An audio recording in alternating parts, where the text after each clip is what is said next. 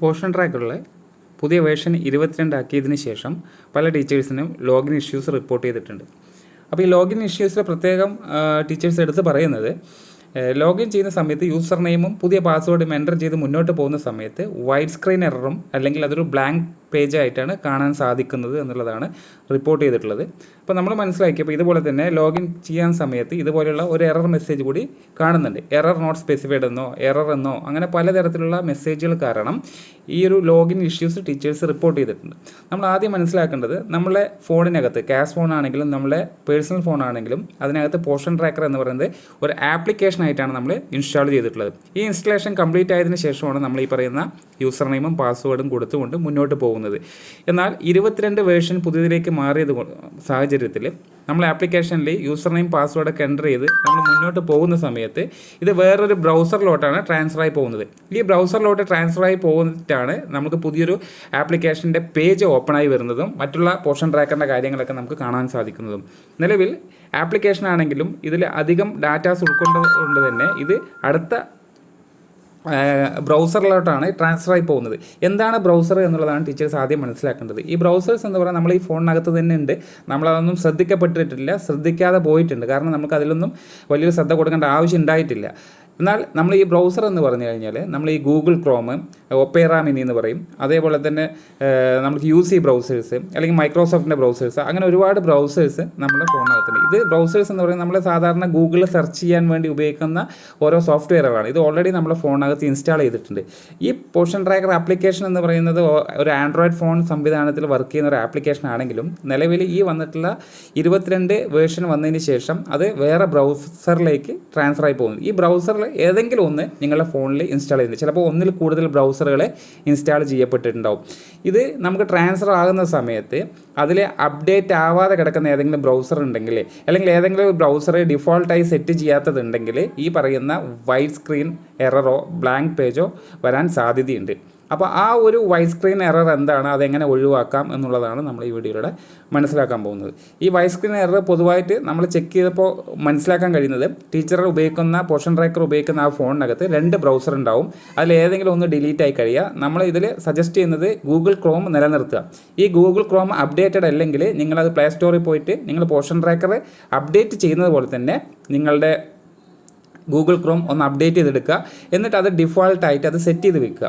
ഇന്നതാണ് ഈ Google Chrome ആണ് നിങ്ങളുടെ ഫോണിനകത്ത് ഡിഫോൾട്ടായിട്ട് സെറ്റ് ചെയ്യുന്ന ബ്രൗസർ എന്നുള്ള ഓപ്ഷൻ ക്ലിക്ക് ചെയ്തിട്ട് അത് സെറ്റ് ചെയ്ത് കഴിഞ്ഞാൽ തന്നെ നിങ്ങൾക്ക് ഈ പറയുന്ന പോർഷൻ ട്രാക്കർ വളരെ എളുപ്പത്തിൽ മുന്നോട്ട് പോകാൻ കഴിയും. ഇപ്പോൾ ഇവിടുത്തെ എറർ എന്ന് പറയുന്നത്, ഇപ്പോൾ ലോഗിൻ ചെയ്യുന്ന സമയത്ത് നോക്കുക, എറർ നോട്ട് സ്പെസിഫൈഡ് എന്നാണ് കാണിക്കുന്നത്. അതായത് എററാണ്, മുന്നോട്ട് പോകാൻ കഴിയുന്നില്ല. ഇതിന് നമ്മൾ പരിഹാരമായിട്ട് നമ്മൾ ഫോണിനകത്ത് പോയി നമ്മളെ ഫോണിലെ സെറ്റിങ്സ് എടുക്കുന്നു. സെറ്റിങ്സിൽ നമ്മൾ ആപ്സ് ക്ലിക്ക് ചെയ്യുക. ആപ്സ് നിങ്ങൾ ടൈപ്പ് ചെയ്താലും മതി. നിങ്ങളുടെ ആപ്സ് ഇവിടെ സെലക്ട് ചെയ്യാം. ഈ സെലക്ട് ചെയ്ത് മുന്നോട്ട് പോകുമ്പോൾ മാനേജ് ആപ്സ് എന്ന് കാണും. മാനേജ് ആപ്പ് ക്ലിക്ക് ചെയ്ത് കഴിഞ്ഞാൽ നമ്മളിതിൽ ബ്രൗസർ ഉള്ളത് ഗൂഗിൾ ക്രോമാണ്. നമ്മൾ ഗൂഗിൾ ക്രോമാണ് സെർച്ച് ചെയ്തുകൊണ്ടിരിക്കുന്നത്. നിങ്ങൾക്ക് സെർച്ച് ആപ്പിൽ വേണമെങ്കിൽ ഇവിടെ വേണമെങ്കിൽ സെർച്ച് ചെയ്യാം, അല്ലെങ്കിൽ നിങ്ങൾക്ക് ഈ ലിസ്റ്റിൽ നിന്ന് തന്നെ സെലക്ട് ചെയ്തെടുക്കാം.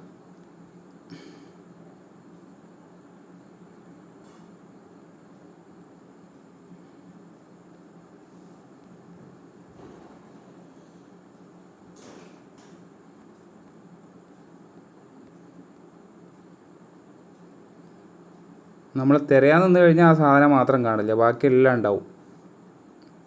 ക്ഷമയോടുകൂടി നമ്മൾ അത് തിരയന്നെ വേണം. എവിടെ പോയി ഗൂഗിൾ ക്രോം?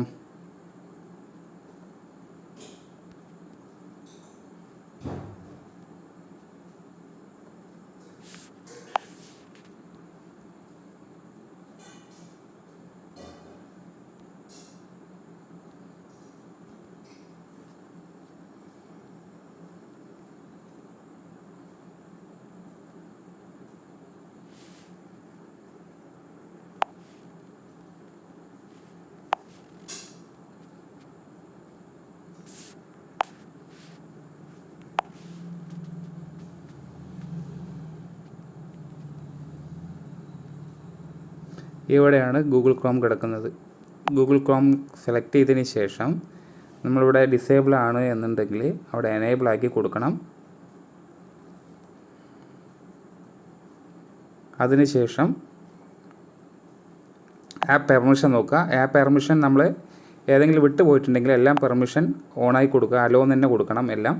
അതിനുശേഷം പുറകിലോട്ട് പോവുക.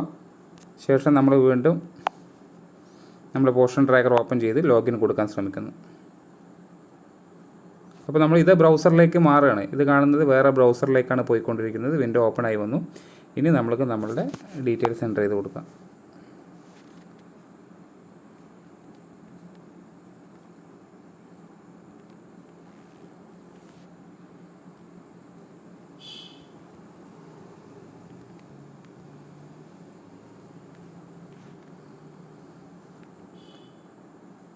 സൈൻ ഇൻ കൊടുത്ത് മുന്നോട്ട് പോയി.